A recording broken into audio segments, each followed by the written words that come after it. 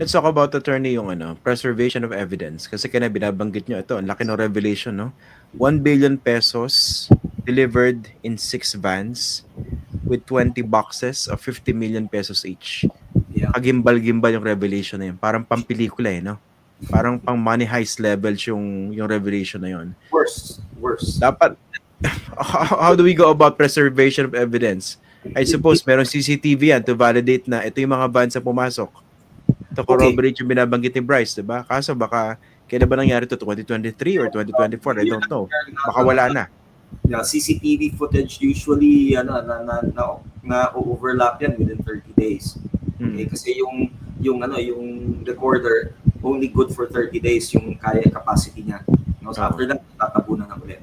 Okay, so hindi natin mapapatunayan may ganung klaseng delivery. What we can prove would be that the monies actually were collated over a certain period of time. How can you prove that? You will see the withdrawals.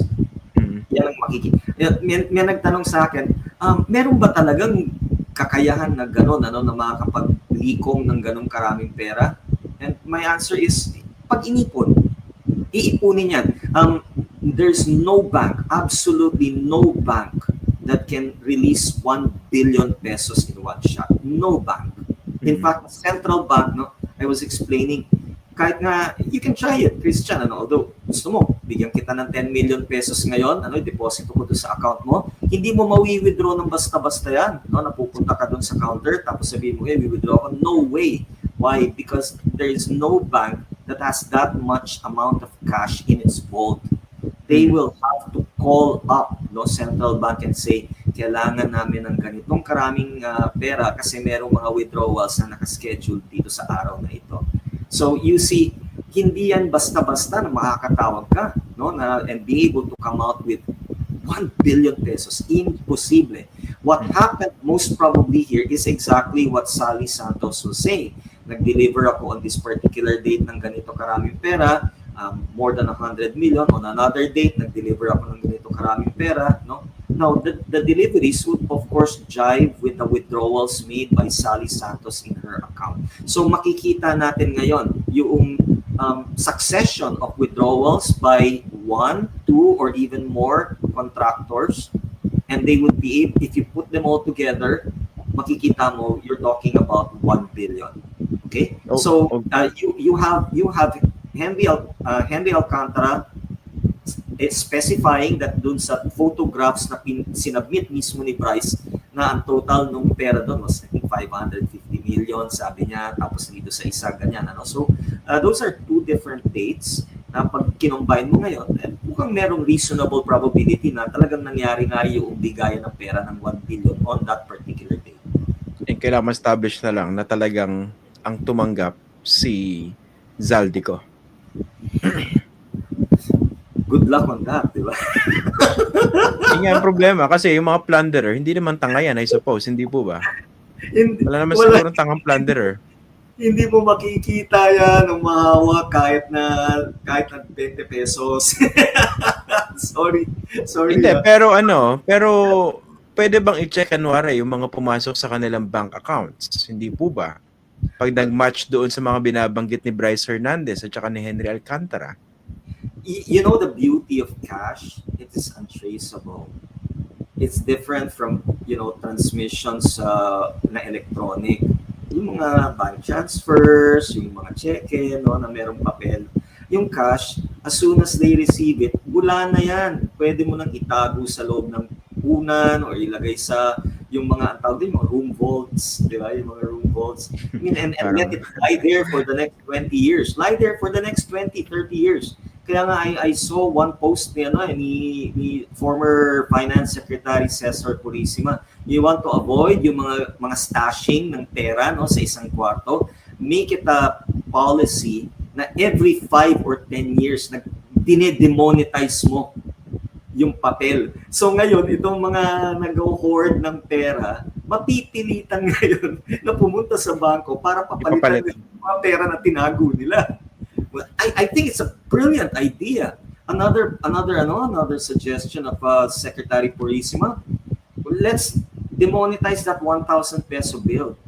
Kasi, 'di ba? Kung ganyan kalaki yung mga pera na umiikot, ang dali eh. Kasi 1,000 peso isa lang, tapos isang dangkal na gano'n, that's easily 1 million pesos yung isang dangkal. Imagine kung kunyari puro 100 peso bills lang yan. Tingnan natin, ilan ngayon yung maleta na kailangan na bitbitin just to reach 1 billion. Oh, that Ilang truck yun? Times 10, 'di ba? Times 10. So 20 times 10, you're looking at 200 na maleta because we kept our bills only to 100 pesos. I think it's a brilliant idea. Maganda yan no? Miski yung every 5 years, demonetize. Pero ang sa akin din kasi, yung mga magnanakaw, hindi po ba, may paraan, may ilalabas at ilalabas, magmamanifest yung kanilang ninakaw for some reason, hindi ba? Pwede ba naman kumuha ka ng 1 billion na hindi mo gagastusin? Siguro bibili ka ng yate, bibili ka ng bahay, and these things can be traced. Yung ebidensya na pine-preserve nyo na meron si Bryce Hernandez, no? Yes. What kind of evidence are we talking about here? Computer files, documentary? Yes. And how crucial are they? Okay. Yung kasi, yung mga document, I will be candid, I have not seen the documents. No? Kasi wala naman I wasn't there nung Saturday. Kasi I was really trying to stay away from this problem until I was sure that Bryce was really going to tell all.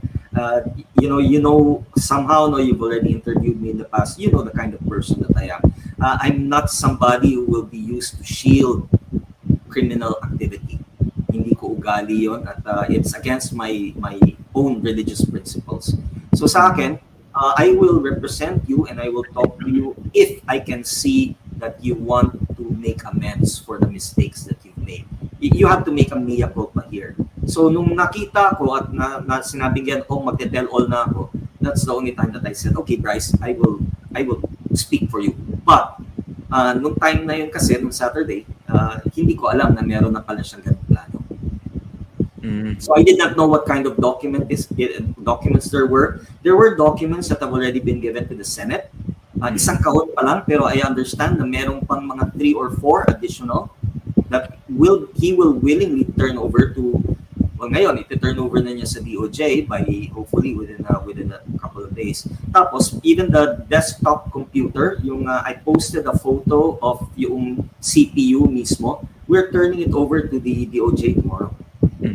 By the way, frozen na ba lahat ng accounts ni Bryce as you speak? Yes, I think so. Yung alam nila.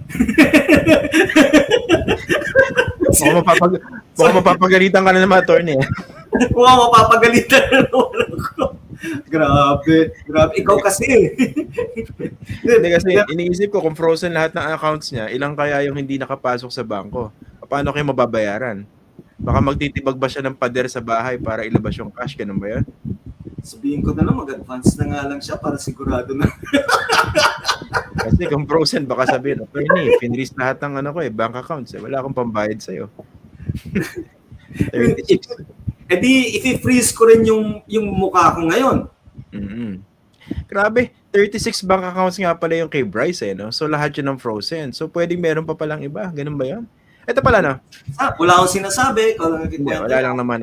Thinking out loud lang siguro. Isa kong tanong ganito, sa pag-freeze ba ng accounts, kasama ba yung accounts ng asawa? Yes, I would think so. No? Kasi under the rules ng AMLA, even those that are suspected to be yung connective accounts will also be frozen. So, I don't know. Honestly, hindi ko alam na 36 pala yan. Again, I was trying to detach myself from this case. My other partner in the law firm, si Attorney Ernest Levanza, you had seen him in the past, giving interviews, especially nung nag-apply kami for a writ of amparo sa Pasay City Court. So, he was the one who was lead counsel here. Kaya lang, Attorney Ernest right now,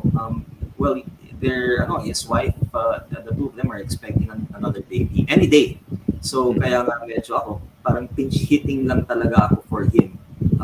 But hopefully, that I will be allowed to continue to speak for him, assuming na hindi pa ako pinaalis kasi marami akong mga sinasabi sa iyo, Christian. Na hindi, pero kayong magaling sa mga ganitong larangan no? So, alam ni Bryce yan. I hope so.